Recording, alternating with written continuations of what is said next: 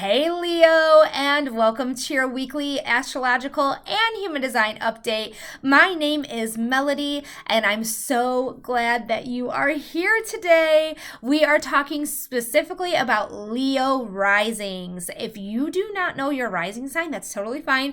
You can always ask me. That is what I do here on the internet. I love astrology, human design, psychic readings, mediumship, all that stuff. Or you can look it up yourself if you're so inclined. Astro.com is a great source. You're going to put in your birth date, time, and place. You are going to see what the first house is, what sign is ruling that, and that is your rising sign. Now, we're going to jump right into astrology, but there is not a heck of a lot going on with astrology right now. There is 2 transits that we're going to talk about this week, and they are both happening in your Taurus 10th house of career. The first we're going to talk about is the sun.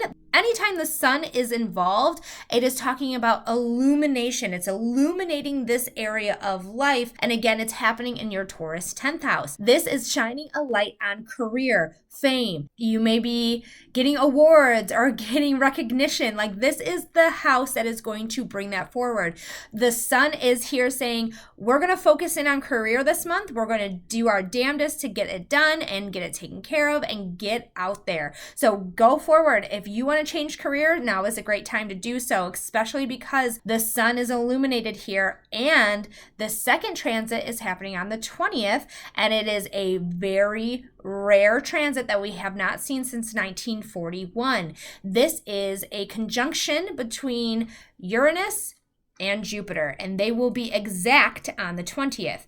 What a conjunction is 2 planets getting close to each other so that their energies are entangling with one another to the point where they look in the night sky like they are exactly on top of one another. That is what's happening on the 20th. This is when the energies of these 2 planets are at their peak, and you are going to continue to feel this energy days, even weeks after, until these 2 planets are far enough away from each other that they're no longer interacting energetically. Uranus is a planet of innovation, of chaos, of societal structures and norms, whereas Jupiter is the biggest planet in the solar system. Big Daddy Jupes, as my sister likes to say.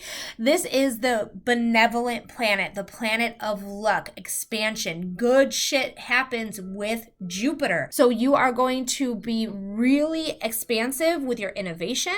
If societal structures and norms are not working, that's when the chaos comes in and takes it all down so that we can rebuild with innovation that's going to benefit the collective. And again, this is happening in your Taurus 10th house of career. So things that aren't working right now, that are crumbling, that's saying you're not supposed to be here. Jupiter is going to take you where you're going to be successful. It's going to bring you luck. So trust in that. If things are not working, do not force them to work.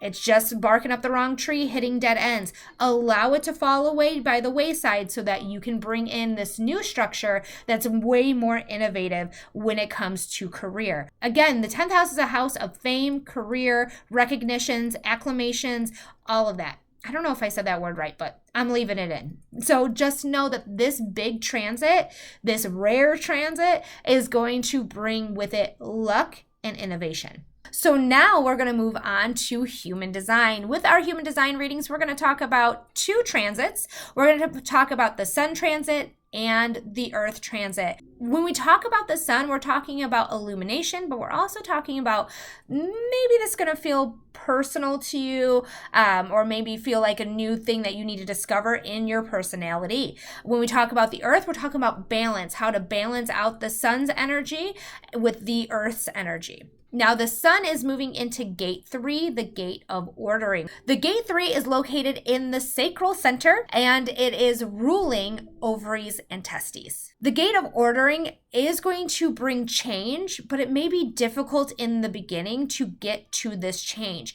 As long as you keep going, you keep focusing yourself on here, you keep persevering, it's going to get easier, because after you get through that chaotic beginning, you're going to be able to organize or order things in a way that's going to flow really well. So allow gate 3 to bring in this change, because it's going to affect the collective as a whole, whether that's your direct community energy or everyone there. Allow this ordering to happen so that you can flow easily into whatever needs this change, this innovation. And again, this is most likely going to be happening in your 10th house because that is the innovation where Uranus is, and you're going to feel it strongly there. Now, to balance out these energies, we're going to talk about the Earth moving into gate 50, the gate of values. This gate is found in the splenic center, and it does rule over the spleen and the lymphatic system. When we talk about value, we're talking about structures, we're talking about laws, we're talking about rules and regulations,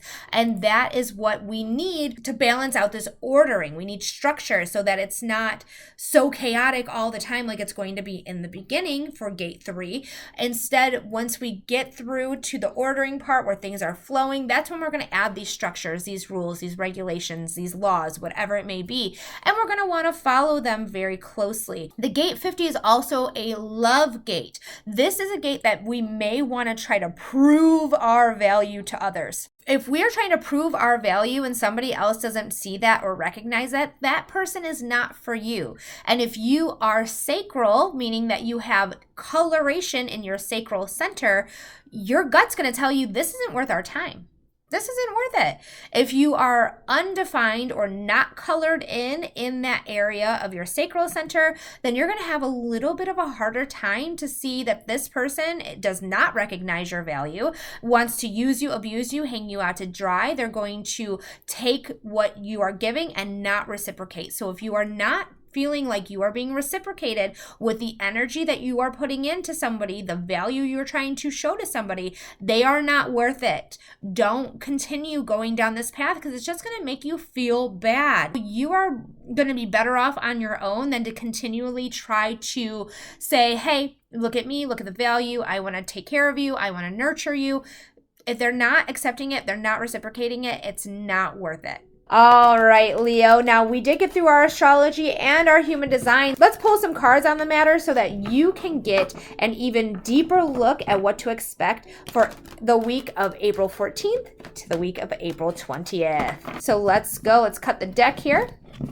Oh, we have the Two of Pentacles. The Two of Pentacles may be going back and forth on a matter. Like, I'm going to weigh out my options here and see which one is better, see which one is going to gain me more, da-da-da-da-da. So you might be on the fence about things, whether that is career-driven, because again, this is all about your career, and we're talking about Pentacles. Pentacles are Earth. Earth is Taurus.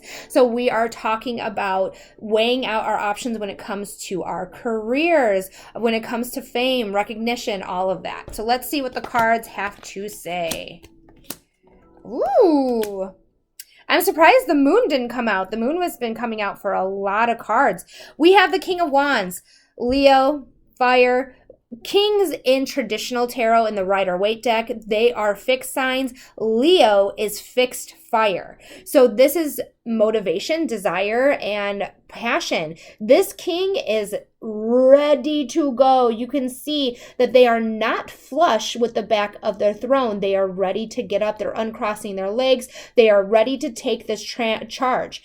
Fire is also transformative energy.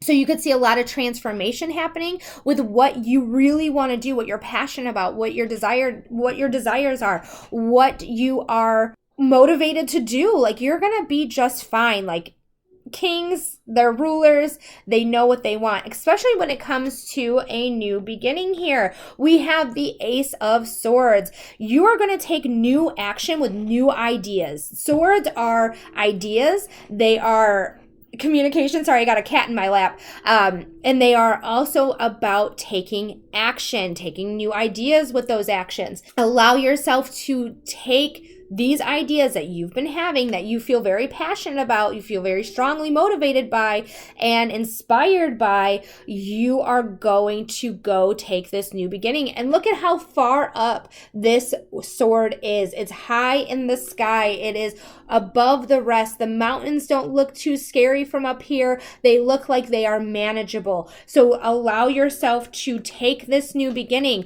and it's going to bring this like luxury to it. It's going going to bring this beauty into it. Value is here. We have Venus, the planet of value. Can it be a relationship? Sure. Venus is associated with relationships, but mostly she is value. So she is showing you what she sees and what she values and what she wants to go. Again, she's a queen. She has all the jewels, this beautiful headdress, these necklaces, earrings. She is absolutely ready to take on whatever comes her way because she knows her worth and she knows her value. Yes, she does. And this also could bring in, like I said before, Venus is a relationship planet, so this could bring in a relationship for you. So you could get a partnership, you could get new friendship, you could have a love relationship, you could have a new partnership with a boss or a coworker. So this could be different for every single one of you because your charts are all completely different,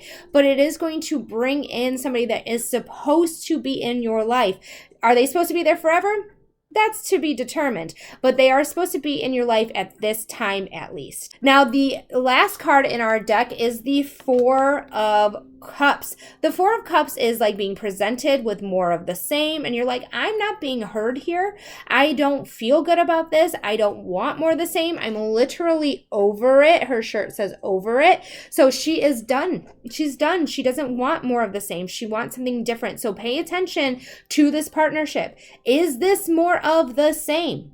Just because it's new does not mean it's new and good. It can be good because we are talking about some of us having Venus involved here, so it can bring good, but it's not always good. So really make sure that your emotions and what you want are on the same page. Make sure you are being heard and that your needs are being met by this new foundation, this new relationship. And relationship is a broad term, you guys, so it does not just mean love.